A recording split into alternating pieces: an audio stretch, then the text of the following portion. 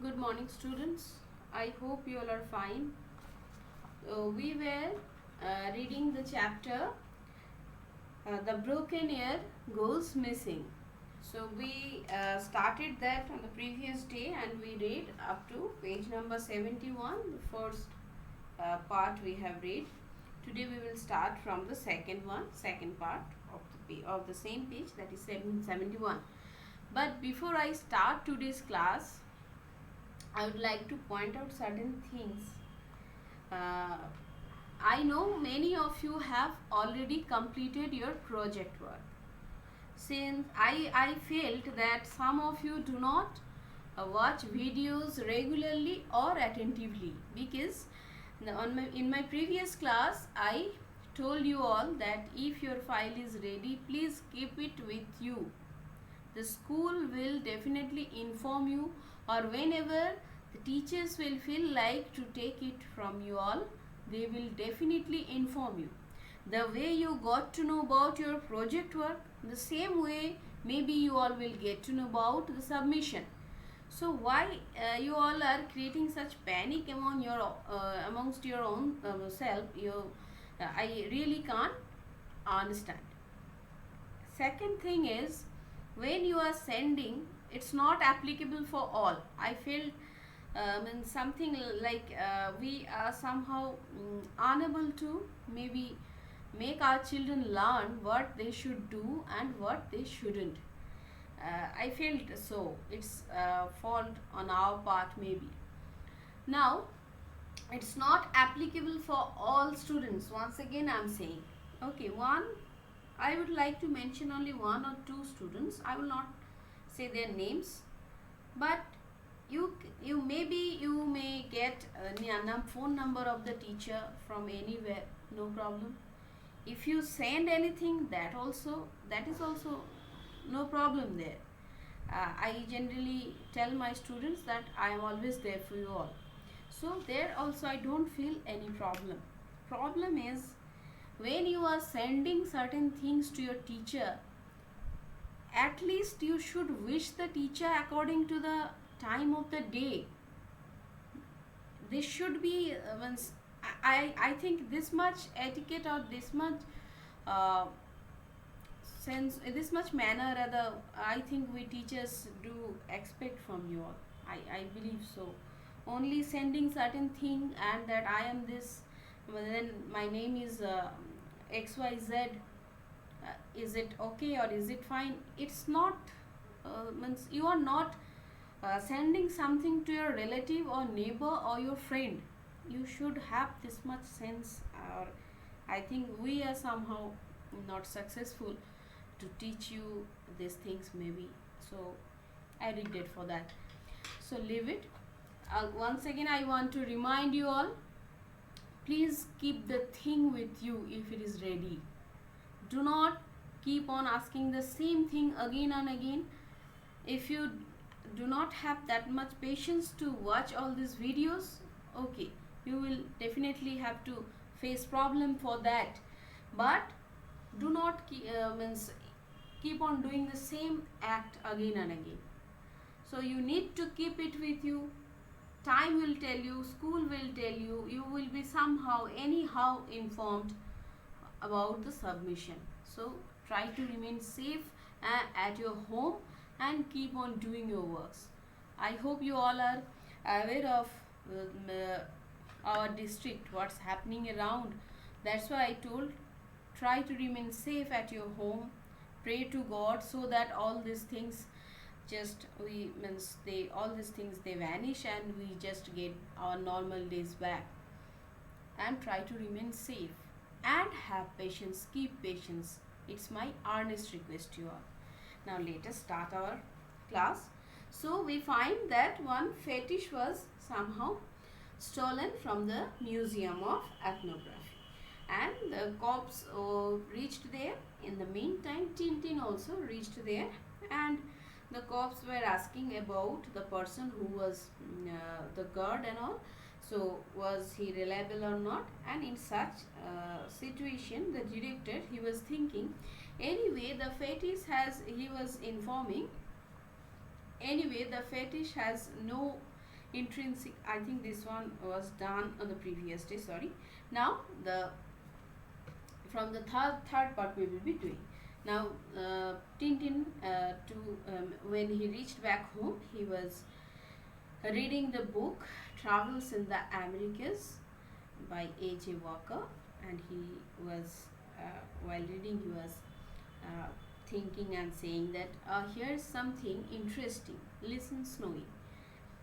That day we made the first Arumbas, their copper colored faces framed by long black oily hair.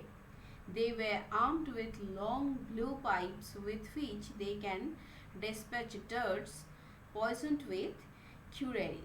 Curare is means it's a substance obtained from the back and stems of some South American plants.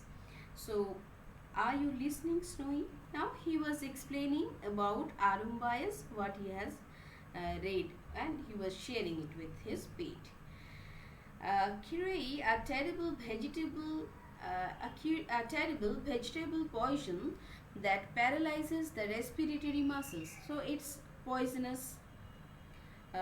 It's some kind of poisonous, and it paralyzes someone's muscles.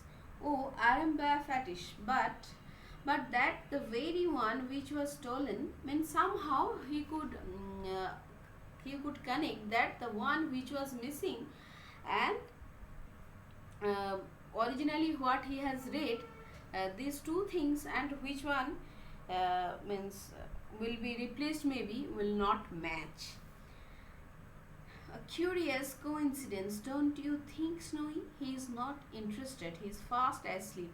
Oh well, I better do the same. So his pet was sleeping, and he wanted to follow the same trend. The next morning, the guard finds something, and he says, "It's a witchcraft." Hello, is that you, Mr. Director, sir?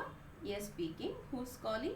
Oh, it's you, Sydney. Yes, what? The fetish? Gracious, I'm on my way. So the director was informed that the fetish was in its own place on the next morning. Uh, it's extraordinary. The fetish was back in its usual place this morning, together with this letter conspicuously placed next to it. What do you think? Uh, these were told by the cops. They were said that it's not natural that on the very next day the thing is at its own place once again. So, and there was a letter just beside it. In my opinion, gentlemen, the fetish is bewitched. They think that it's out of some black magic or something. It's not natural.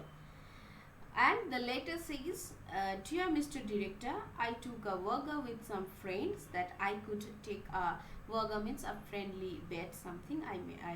There we had some kind of that I could take a piece from your museum. I won my bet, so I am returning the purloined object. Please accept my sincere apologize for the trouble caused. You sincerely? Then he doesn't provide his name. That so we got to know that the person who stole that fetish, he made a friendly bet with his friends, and he was challenged to steal anything from the museum, and he did so, and as the task he accepted the challenge and he won the challenge, so he returned back the thing. My mind is made up. This letter is an anonymous letter. Anonymous letter means when we do not find the person do not provide his about his own self. No kind of information is provided. All of a sudden, from anyone it was given. To be precise, an anonymous letter whose author is unknown. So we find from the very beginning between these two cops, one is always busy to precise something, to make it brief and compact. Now Tintin was thinking, so according to the police, the case is closed. Well, that is not my view. As Tintin has already read about this Arumbayas and everything, that's why he was thinking so. Once he got off his sleeve now, and Snowy was thinking, what is he thinking now? I beg your pardon, sir. Eyes open, Tintin. At least look where you are going. And as he was in his thought, he was much involved in his thought. So he hit a lamppost, and then all these things are not that much important. Then am I then the only one who realized that the return fetish is a fake? So Tintin thought that the returned one is fake one, because maybe the person who has stolen it, the person could understand that he will be somehow caught by the police. So if he makes a next plan or second plan, and if he returns it back, the case will be closed. And here's the proof. The author of this book states that his sketch is highly accurate, but according to the drawing, the right ear of the fetish is slightly damaged. A small piece is missing. So we can also understand these 2 ears, they are not matching. But the right ear of the returned fetish is intact. It must therefore be a replica of the original. Replica means replacement. Who then would be interested in owning the original? A collector? That's quite likely. Let's see what the newspaper have to say. Now, Snowy is saying mockingly, he thinks himself a proper Sherlock Holmes. And the newspaper says, a critical acclaimed article was found dead this morning, overcome by gas fumes in his flat at 21 London Road, according to police. Police broke into the flat after a tenant's call about a strong smell of gas, and seemed to come from a room occupied by Mr.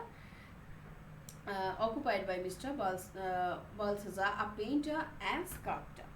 They found an artist dead on his bed.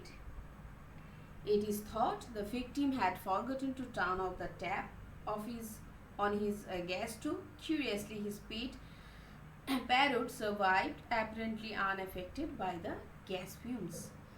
So Mr. Balthazar had on a number of occasions attracted critical attention with a series of wooden statuettes carved in a manner strongly evocative of primitive sculpture.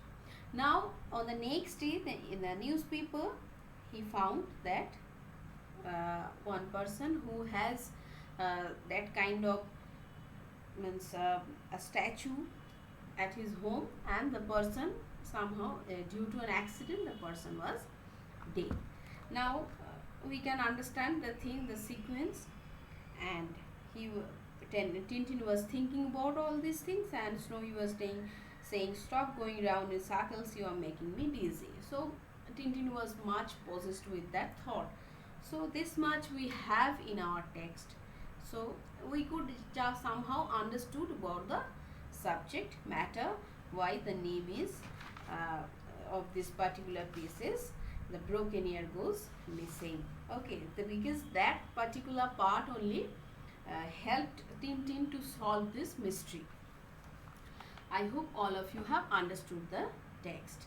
Now we will be doing now you need to do one thing. You need to open your study material part, and you need to do this only making connection part, quick answer part we will be doing today. So you need to do it the way I prefer you all to do. You need to copy it, and then you need to answer. As you all are not coming to school nowadays, you may form bad habit of not copying all these things, but I think you should not do that. You need to copy all these questions, and then you need to do these answers. Now you need to pause the video right here and do that work, and come again to listen to the discussion. So in quick answer part, the first option was given, choose the right word to complete the sentences. Number A was, as soon as he woke up, Tintin had a bath or exercised. Obviously exercised. Number B, a fetish is a sacred or scared tribal object. Sacred, first option. Number C, according to the director, the fetish had no intrinsic or instinctive value. Intrinsic value. Now, first one, Number D. The anonymous letter said that the robbery was not really a robbery but just a friendly bet or fetish. Obviously, friendly bet. Number E. Curare is a poison made out of arumbaya or vegetables. Obviously, vegetables. Now, number 2. You need to complete the sentences with some information from the text. So, the first option is the fetish was stolen from. It was stolen from the Museum of Ethnography. Number B. There was no sign of a forced entry. So,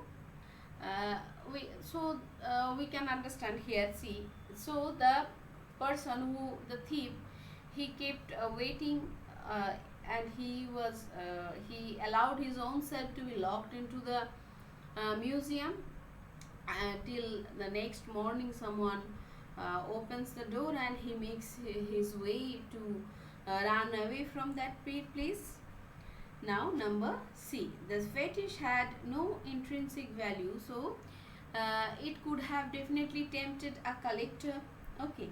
And number D. Surprisingly enough, the next morning, the fetish, what happened the next morning? The fetish was in its usual place. Okay. And there was an anonymous letter along with it. So, I hope all of you will try. See, I had given you clues regarding these answers. Now you need to do it by your own self.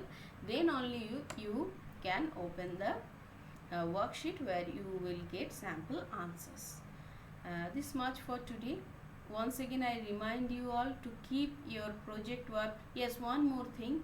Someone was asking me whether it can be a booklet or something. Please do not make things so complicated. Just you can do it in an art paper. Okay, just draw something, or in with some thermocol or something else you can make model. No need to go for booklets or anything else. So once again I remind you all to keep the thing with you. You will be definitely informed. Thank you. Have a nice day.